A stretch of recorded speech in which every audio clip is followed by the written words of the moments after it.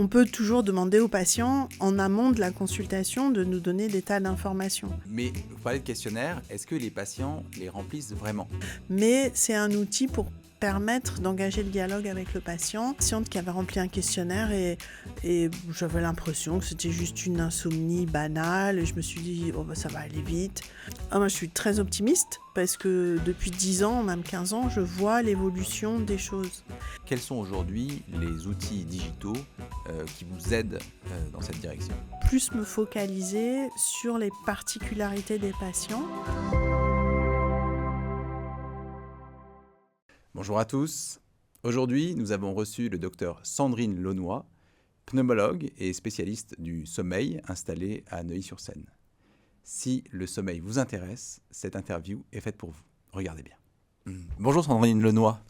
Bonjour Armen. On me dit que vous êtes une figure éminente de la médecine du sommeil. Mais qu'est-ce que la médecine du sommeil, pour commencer ? Alors, la médecine du sommeil, c'est une sous-spécialité, c'est une spécialité transversale qui implique plein de spécialités, mais qui va s'intéresser aux troubles du sommeil et de la vigilance de nos patients, que ce soit des affections respiratoires comme les apnées du sommeil que tout le monde connaît, que ce soit l'insomnie ou que ce soit des choses un petit peu plus exotiques. Donc c'est une médecine qui prend en compte à la fois des pathologies respiratoires, cardiologiques, neurologiques et psychiatriques. Très bien. Et quelle est la réalité quotidienne d'un médecin du sommeil ? Qu'est-ce qui fait sa spécificité par rapport à la pratique d'une autre spécialité médicale ? Alors, le point le plus important en médecine du sommeil, c'est que, en fait, tous les aspects de la vie du patient sont pertinents pour analyser la situation, émettre des hypothèses diagnostiques et faire des tests à visée diagnostique et après prendre en charge le patient. Et quand je dis tous les aspects de la vie du patient, c'est tous les aspects de la vie du patient, depuis son histoire médicale, chirurgicale, son mode de vie, ses loisirs, évidemment ses symptômes bien sûr, les médicaments qu'il prend, le sport, enfin, tout rentre en ligne de compte. Et je pense qu'une des particularités, c'est qu'on prend le patient en charge dans sa globalité.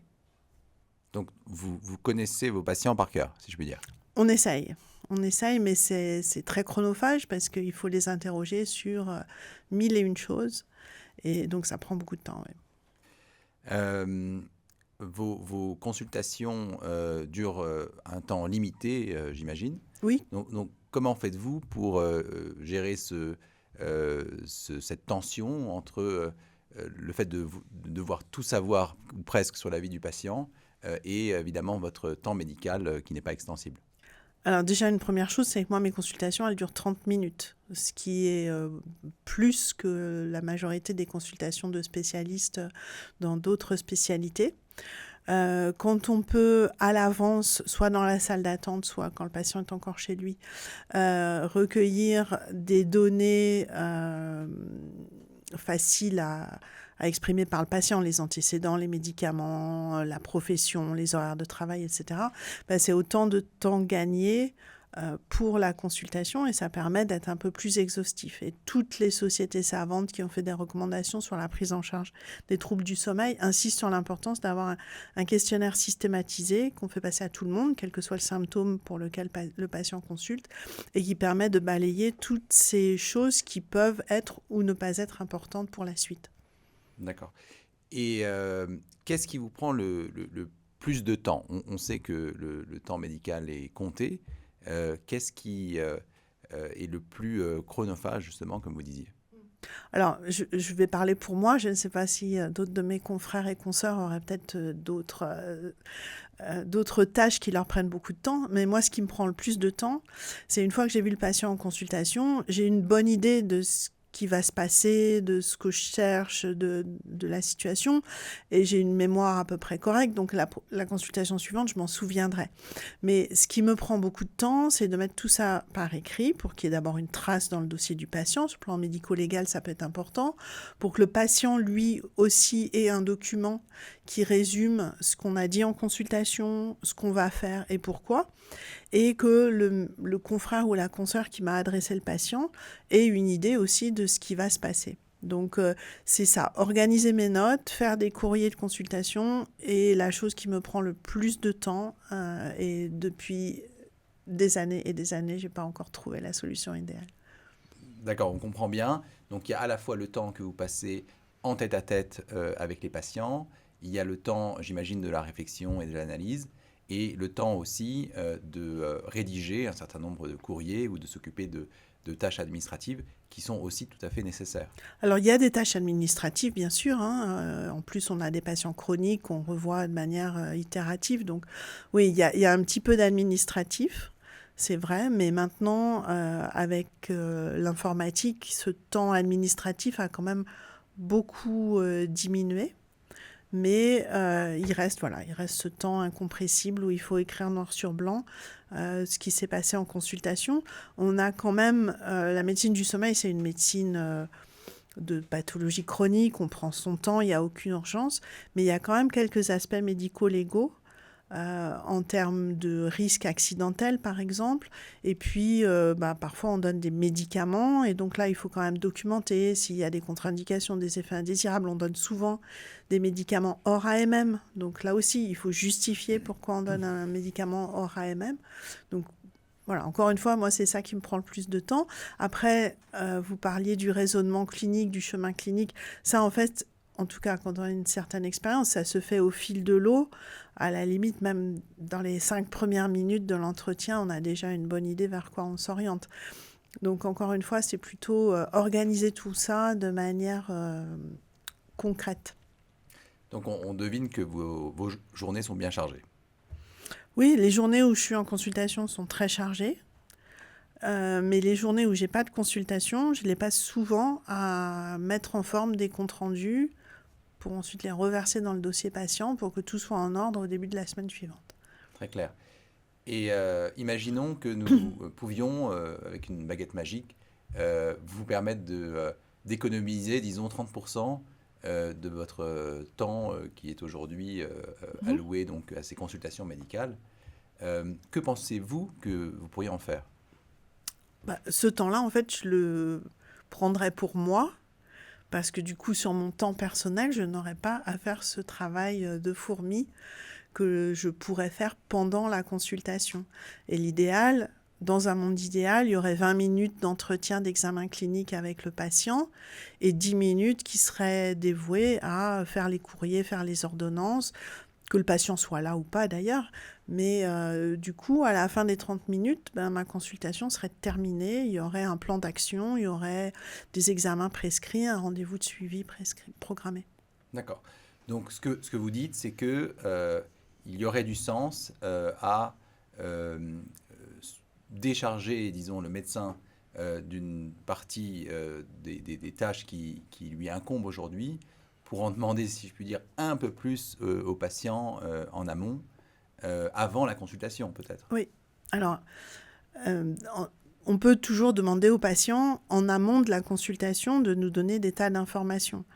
Et les patients sont ravis de faire ça, ils sont très contents, ça leur permet de réfléchir un petit peu à ce qui les amène en consultation. Donc ça leur permet de s'engager dans le processus de soins et ça c'est très très bien. Après, il y a par quels moyens on fait ça. Donc, quand j'ai commencé la médecine du sommeil, c'était des questionnaires en papier qu'on remplissait dans la salle d'attente ou qu'on envoyait aux patients par la poste avec un coût qui n'est pas négligeable. Patients qui oubliaient de le remplir, qui oubliaient le questionnaire à la maison. Donc, les choses ont quand même beaucoup changé quand on a pu avoir des PDF dynamiques, par exemple, que le patient pouvait remplir tranquillement chez lui. Et puis, donc maintenant, on peut aussi espérer qu'il y ait des questionnaires un peu plus performants, plus longs, dont les données soient exploitables très facilement par le médecin. Mais vous parlez de questionnaires, est-ce que les patients les remplissent vraiment ? Je ne sais pas combien de questions d'ailleurs vous pouvez leur poser, mais on peut se demander si ils prennent vraiment le temps avant de venir vous rendre visite.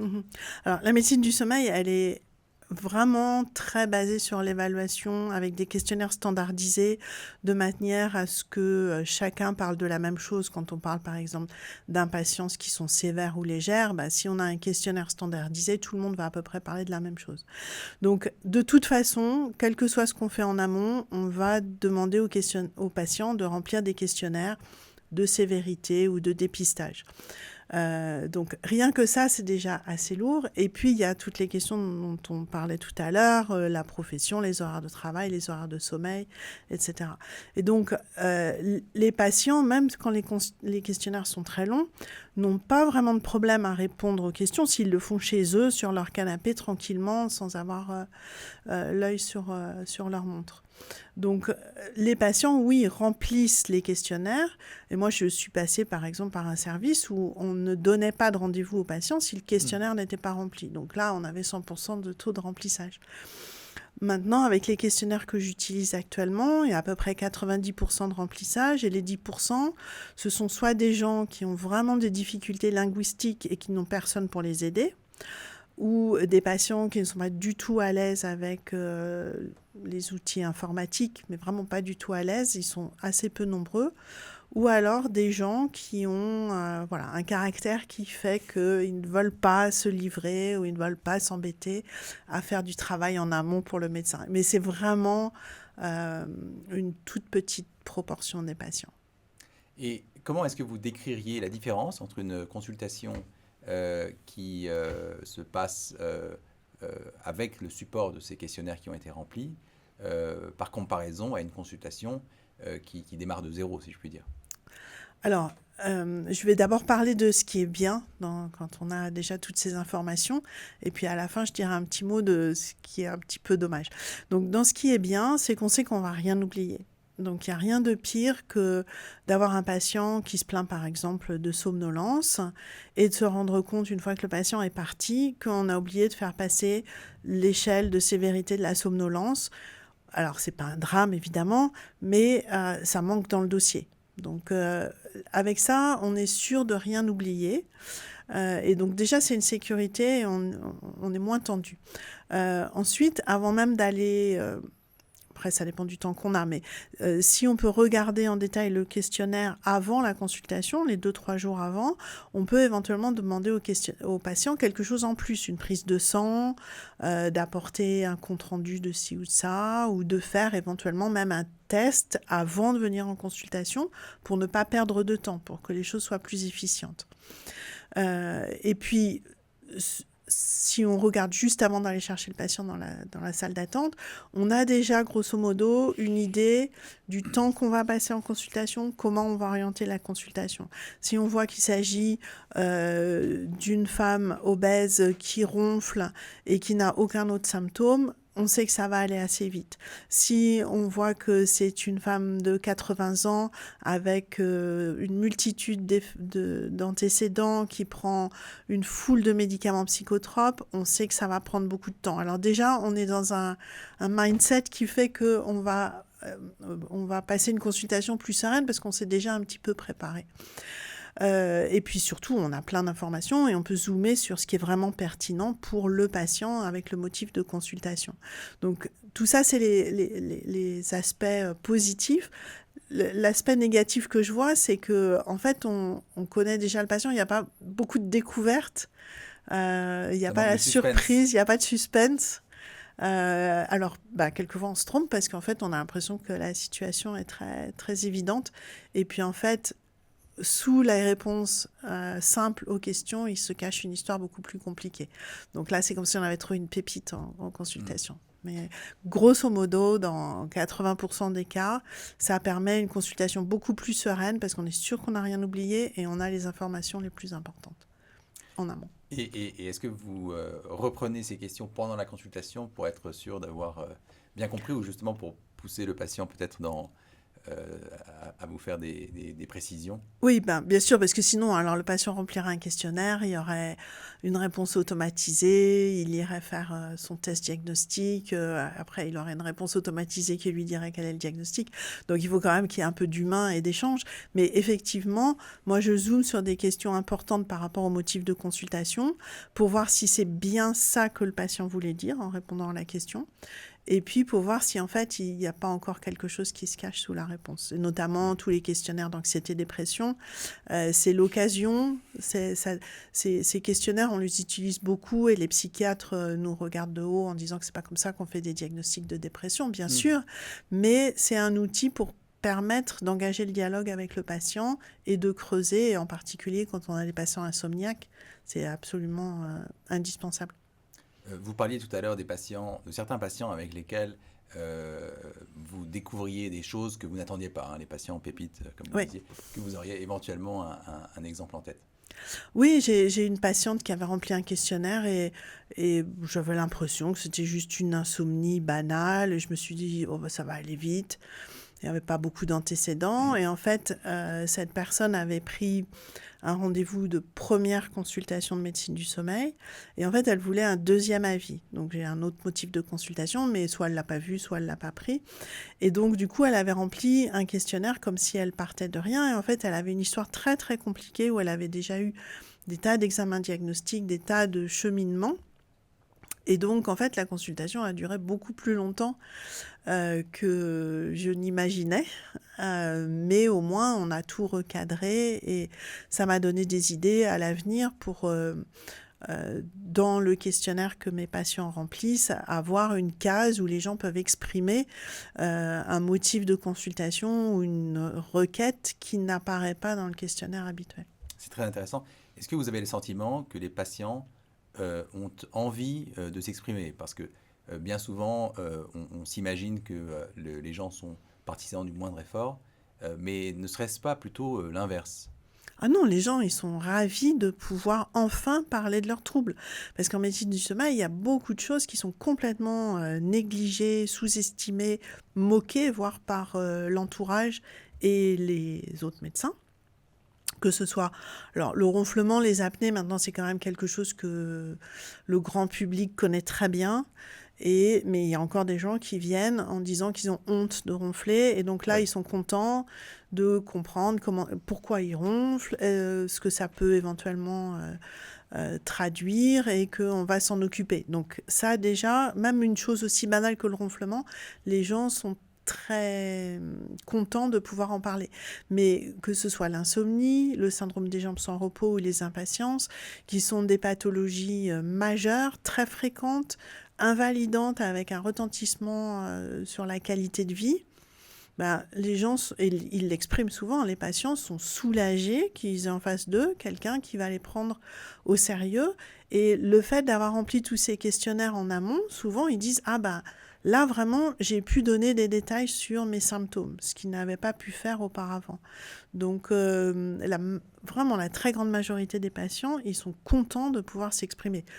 J'ai envie de dire que sinon ils ne viendraient pas en consultation parce que voilà, c'est un peu le parcours du combattant d'arriver jusqu'à un médecin du sommeil. Donc, vous disiez que vous aviez des patients chroniques, donc qui reviennent plusieurs fois en consultation. Oui. J'imagine d'ailleurs que vous avez plusieurs motifs de consultation. Est-ce que les patients doivent remplir des questionnaires à chaque fois? Bah, ça serait idéal parce qu'en fait, il y a toujours quelque chose sur lequel on veut se pencher. Donc évidemment, le questionnaire le plus volumineux, c'est au début, puisqu'on a besoin d'avoir un certain nombre de paramètres. Et puis après, on a besoin de savoir comment se passe le traitement qu'on a mis en route. Est-ce qu'il y a des effets indésirables? Est-ce que le traitement est toléré, mal toléré? Est-ce que le patient quand même a un bénéfice du traitement? Et est-ce qu'il s'est passé des choses entre les deux consultations que le patient a besoin de nous dire? Et à la limite, même en dehors de ces dates bien prévues à l'avance de consultation, de suivi programmé, moi, j'échange beaucoup avec les patients par la messagerie du logiciel que j'utilise.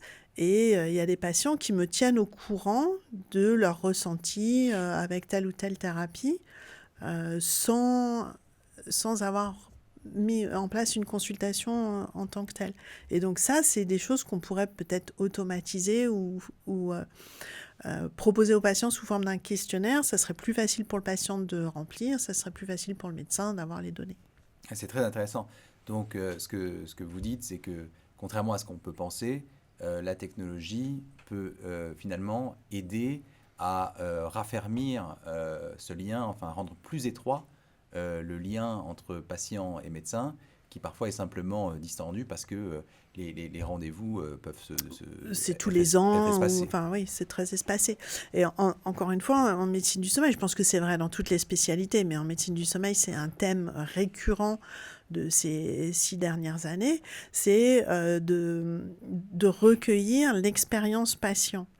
Et en médecine du sommeil, on a plein d'indicateurs, il y a beaucoup de choses qui ont déjà été étudiées scientifiquement, mais on a besoin d'avoir un retour du patient sur l'efficacité et la tolérance de nos traitements chroniques qui, pour beaucoup, sont contraignants. Donc, le fait que le patient puisse exprimer à la fois ce qui va bien, bien sûr, mais aussi ce qui ne va pas, c'est très important pour l'adhésion au traitement. Donc, c'est quelque chose que l'on encourage les médecins qui se forment à la médecine du sommeil à incorporer dans leur pratique. C'est pas parce qu'ils ont fait un diagnostic et mis en place un traitement que tout est terminé. Il faut suivre le patient au long cours. Et on a des patients qu'on suit pendant 20 ans, 30 ans. Donc, voilà, Vous les connaissez bien, donc. on les connaît bien. Et donc, du coup, c'est pour ça qu'on n'a pas besoin non plus à chaque fois de faire des consultations de 30 minutes. Oui. Mais on a besoin de faire un point.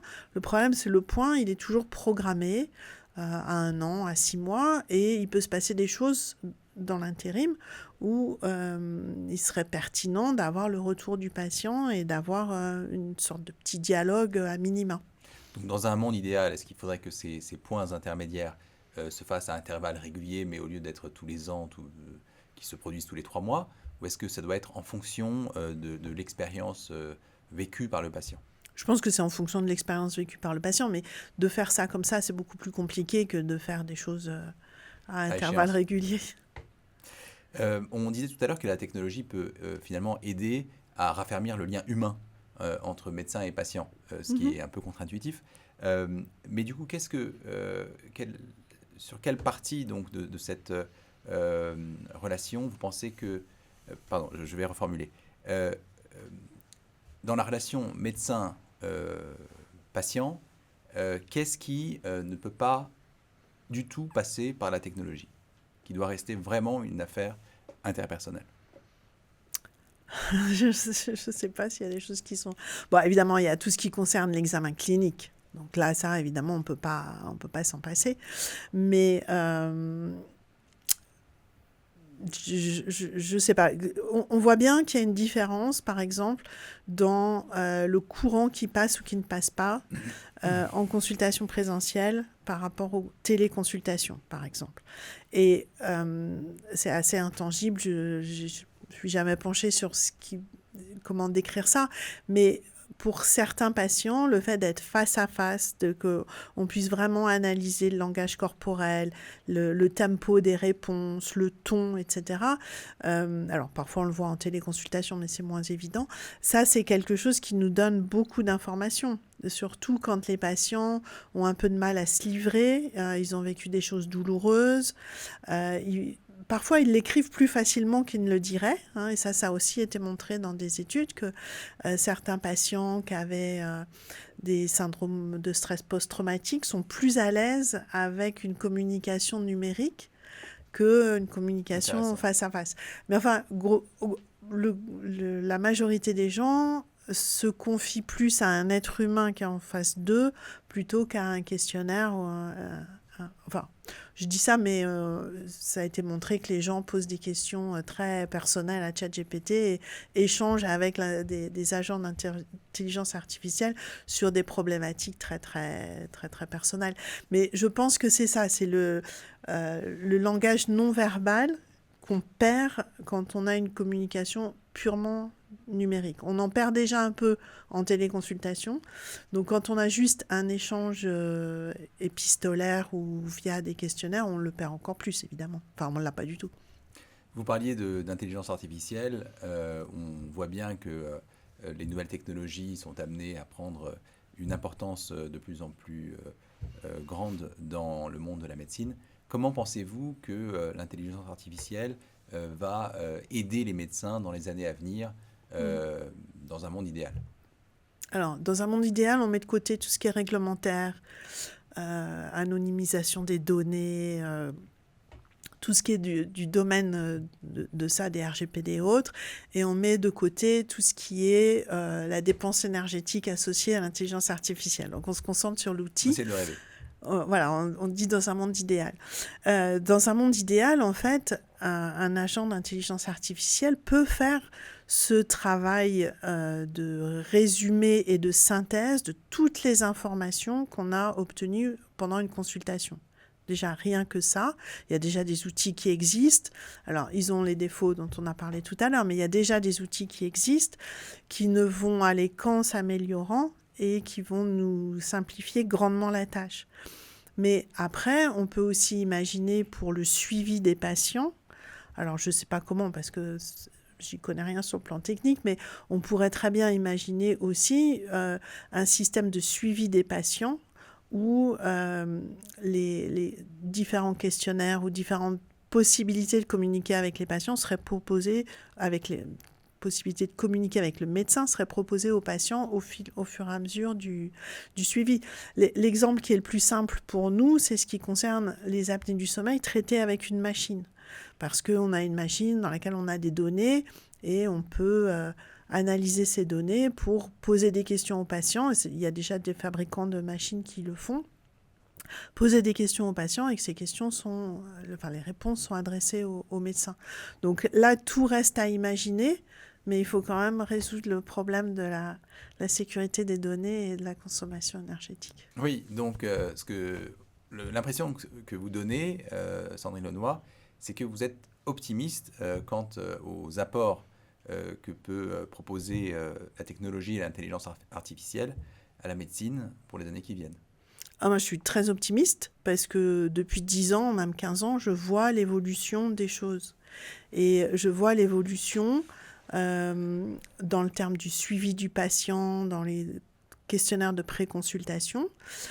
Auparavant, on avait des piles et des piles de questionnaires en papier qui contenaient des données extrêmement précieuses pour faire de la recherche clinique, notamment pour l'évaluation de l'efficacité et de la tolérance du traitement avec une machine pour les apnées du sommeil, du traitement par PPC.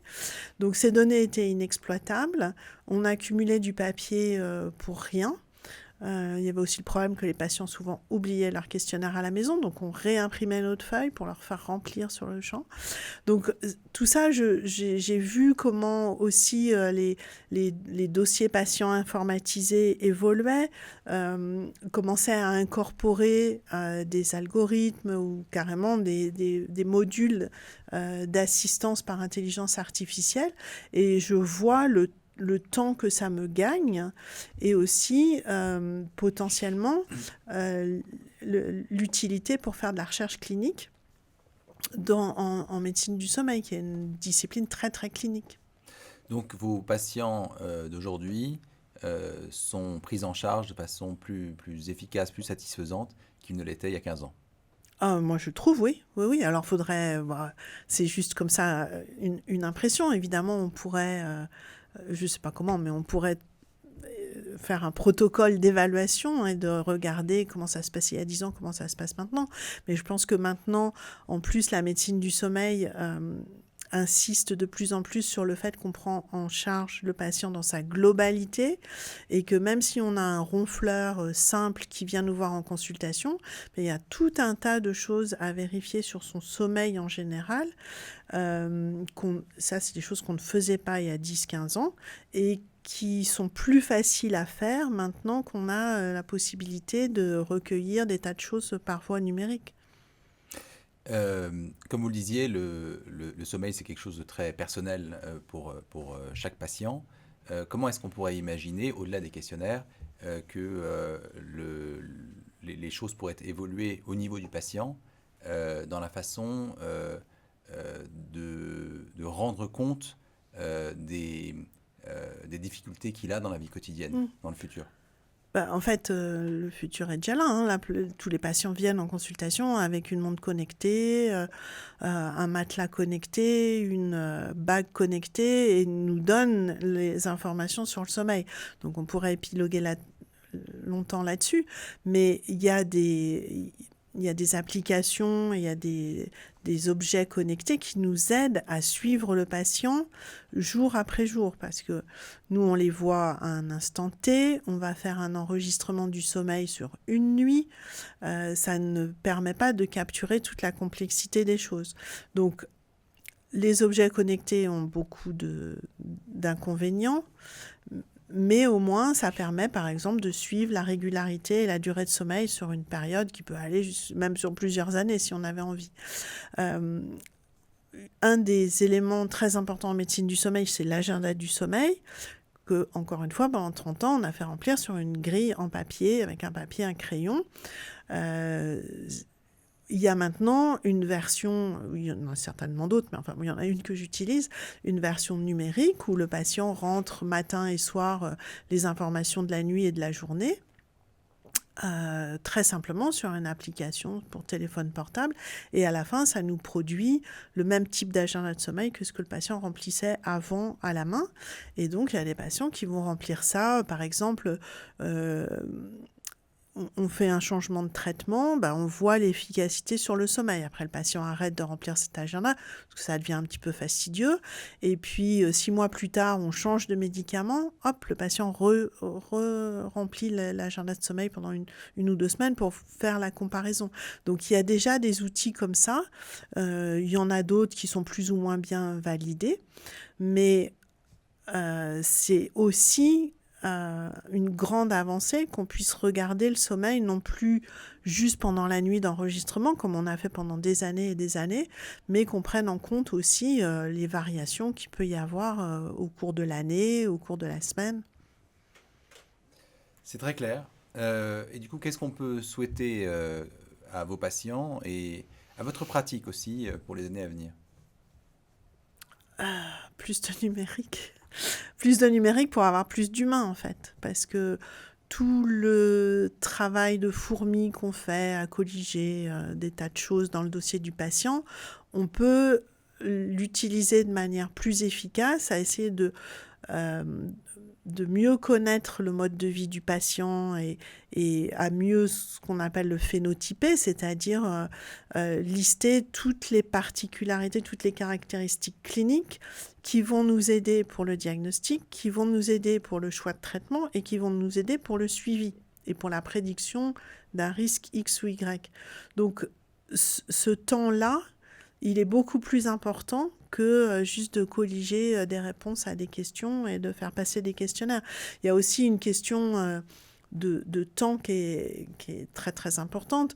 Si on fait remplir au patient un questionnaire pendant la consultation, on peut facilement perdre entre 5 et 10 minutes à regarder le patient remplir un questionnaire. Et ça serait beaucoup plus utile de passer ce temps-là à poser des questions sur le retentissement du stress au travail sur le sommeil ou sur les bénéfices de l'activité physique et aussi à faire de l'éducation thérapeutique.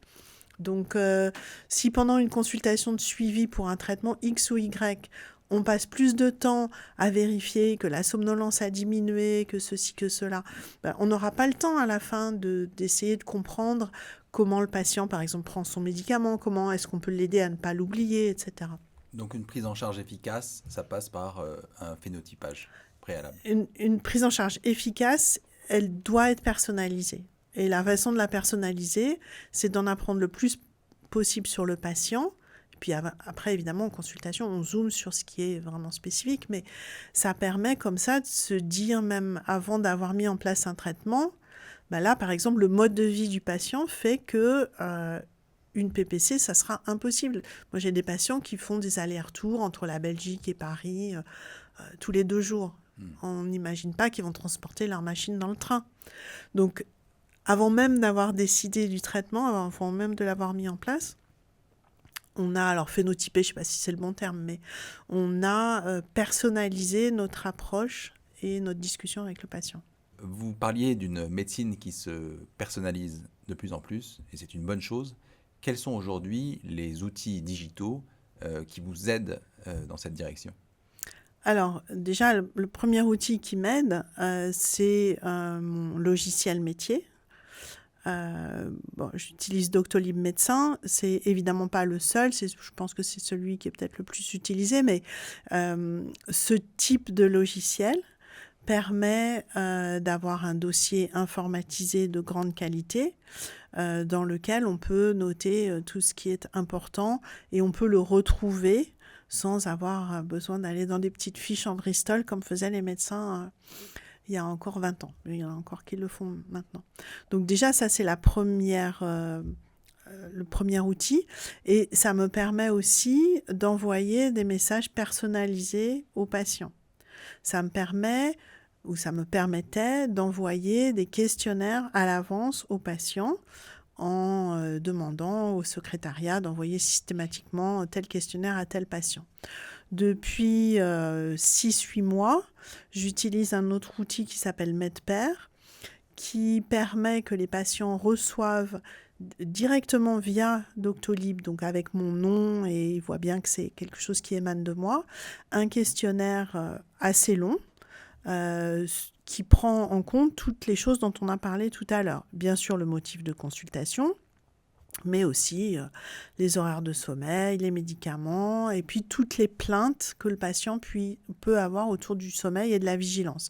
Et il y a des questionnaires de dépistage de la dépression, d'évaluation de la sévérité de la somnolence, du risque accidentel. Et ça, tous les patients qui viennent pour la première fois en consultation vont remplir ce questionnaire qui m'est retourné sous forme d'un fichier PDF qui est incorporé dans le dossier patient, mais aussi, maintenant, depuis quelques mois, les données brutes, donc les réponses aux questions, sont incorporées dans le dossier du patient et donc sont utilisables pour faire la synthèse dont je parlais tout à l'heure sur voilà, quelles sont les hypothèses diagnostiques et vers quoi on tend. Les patients qui viennent en consultation de suivi reçoivent aussi un questionnaire avec une contextualisation logique qui fait que si, par exemple, ils sont traités avec un médicament, ils vont avoir quelques questions. S'ils sont traités avec une machine pour des apnées du sommeil, ils auront un autre ensemble de questions. Et de la même manière, j'ai à la fois un PDF qui s'implémente dans le dossier patient, mais aussi les données brutes qui me permettent, dans la synthèse de la consultation, d'incorporer les résultats de ces questionnaires. Donc, l'ensemble de ces outils, il ne faut pas que j'oublie non plus la dictée numérique. J'utilise Dragon Medical One.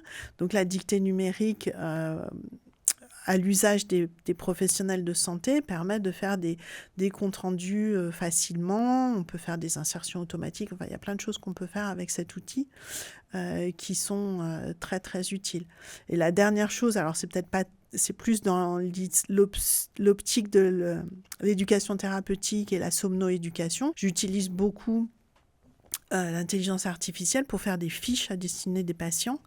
Comme ça me permet de faire, même entre deux patients, quelquefois je me dis il faudrait que je fasse une fiche sur les aliments riches en fer pour les patients qui manquent de fer. Évidemment, je peux la faire moi-même, mais ça va me prendre 2 heures. Et là, avec l'intelligence artificielle, je fais une fiche que je peux remettre au patient suivant, même à la limite. Donc, tous ces outils-là m'ont grandement facilité la vie et me permettent de plus me focaliser sur les particularités des patients pour avoir un diagnostic, des hypothèses diagnostiques plus étoffées, mieux choisir la série d'examens complémentaires que je vais proposer et surtout mieux mener la discussion thérapeutique avec le patient une fois qu'on a récupéré tous les examens diagnostiques. Sandrine, vous avez parlé de phénotypage tout à l'heure. Est-ce que vous pouvez expliquer à notre public ce que ça signifie ? Oui, alors c'est quelque chose qui maintenant en médecine du sommeil est devenu monnaie courante. Mais C'est pas forcément évident au départ. Quelle que soit la pathologie, que ce soit des apnées du sommeil, de l'insomnie, un syndrome des jambes sans repos ou des maladies plus rares, on a un tableau clinique assez habituel. Par exemple, je vais prendre l'exemple des apnées du sommeil. Un homme de la soixantaine, obèse, hypertendu, diabétique, qui va s'endormir en salle d'attente. Ça, c'est la représentation qu'ont les gens du syndrome d'apnée du sommeil. Mais en fait, en termes de symptômes, en termes de terrain, en termes d'examen clinique, on a toute une panoplie de patients apnéiques qui ne ressemblent pas à cet homme de 60 ans obèse et qui s'endort tout le temps. Et c'est important d'identifier ces grands types de tableaux cliniques, qu'on appelle maintenant des phénotypes, mais ces grands types de tableaux cliniques, parce que d'abord, ils n'ont pas tous les mêmes risques en termes d'accidents de la voie publique, en termes de complications cardio-métaboliques, et ils ne vont pas tous, du coup, avoir besoin du même traitement, et ils ne vont pas tous tolérer le traitement de la même manière. Donc, ça fait déjà au moins une quinzaine d'années, peut-être même une vingtaine d'années, qu'on s'est attaché à mettre des patients dans des petites boîtes qu'on a appelées des clusters ou des grandes familles. Des grandes familles de tableaux cliniques. Alors, l'idée, quand on est face à un patient, n'est pas de le faire rentrer à tout prix dans le cluster numéro 1, 2 ou 3, c'est pas ça. Mais c'est de se dire, ah, attention, oui, ce patient ronfle, mais n'a pas de symptômes dans la journée. Tous les symptômes sont autour des voies aériennes supérieures. Les patients s'étouffent la nuit, ronflent très fort, ont une mâchoire un peu reculée, etc. Et peuvent même être minces. Et donc, ces patients-là, on sait qu'il vaut mieux faire tel type d'examen diagnostique et qu'après, le traitement auquel ils vont le mieux répondre est tel traitement. Donc, ça a été fait beaucoup pour les apnées du sommeil, pour qu'on ne passe pas à côté de certains tableaux cliniques, et puis surtout qu'on puisse mieux mener la discussion thérapeutique. Et puis, en fait, la même chose s'applique à l'insomnie et la même chose s'applique au syndrome des jambes sans repos. Et donc, pour phénotyper nos patients, avant même qu'on ait fait un enregistrement diagnostique, on a besoin de recueillir toute une série de signes cliniques, quelques signes physiques, quelques signes d'examen clinique et beaucoup de choses sur le terrain. Donc les antécédents, le poids, le mode de vie, etc. Donc ça, c'est devenu maintenant de la routine. Je pense que les jeunes médecins du sommeil, ils comprennent même pas qu'on se pose la question. Mais des médecins qui se sont mis à la médecine du sommeil il y a 20-30 ans, peut-être n'ont pas l'habitude de faire ça. Et c'est quelque chose qui est devenu vraiment la base de l'évaluation clinique en médecine du sommeil, et ce, quelle que soit la pathologie. Et on en compte combien de ces grandes familles de tableaux cliniques ? Alors, encore une fois, on reprend l'exemple des apnées du sommeil. En fait, c'est un peu artificiel et on définit. Enfin, il y a des analyses de classe latente qui sont faites, c'est des méthodes statistiques un peu compliquées. Et en fonction de l'étude clinique, on va avoir 5 clusters ou 6 ou 8. Mais grosso modo, ça se recouvre à chaque fois. C'est juste la façon de déterminer les limites de chaque phénotype sont un petit peu différents. Et donc, on a, par exemple, le patient totalement asymptomatique, le patient qui se plaint plutôt de troubles du sommeil, le patient qui se plaint plutôt de troubles des voies aériennes supérieures, ronflement, apnée, le patient qui a toutes les complications du monde. Voilà, on a tous ces types de patients. Donc, j'imagine que c'est difficile d'établir ce phénotypage sans les outils dont vous parliez. Ben oui, parce que, encore une fois, il faut tout regarder, tout prendre en compte. Donc, par exemple, dans les apnées du sommeil, c'est très, très important d'évaluer la qualité de sommeil, la présence d'une insomnie. Donc là, on repart vers le phénotypage du sommeil et de l'insomnie. Donc, bien sûr qu'on peut le faire en consultation sans filet avec le patient, mais ça prend 45 minutes.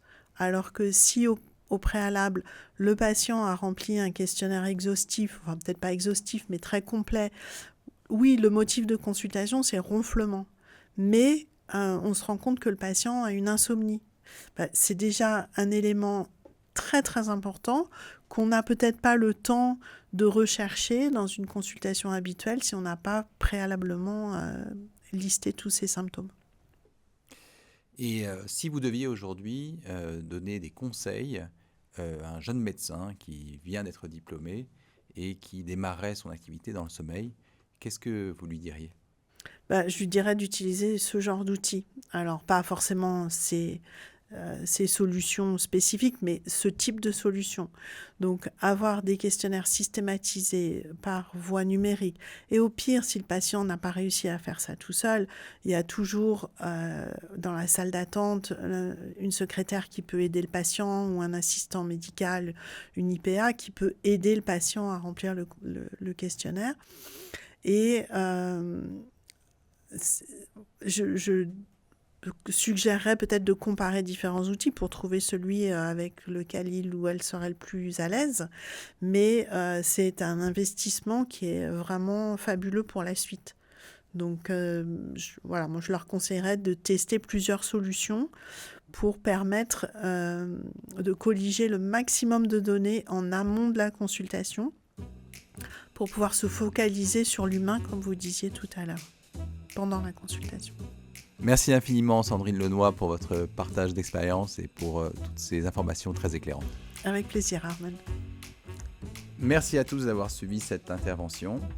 Si les outils digitaux de préconsultation vous intéressent, n'hésitez pas à visiter notre site www.medpair.co.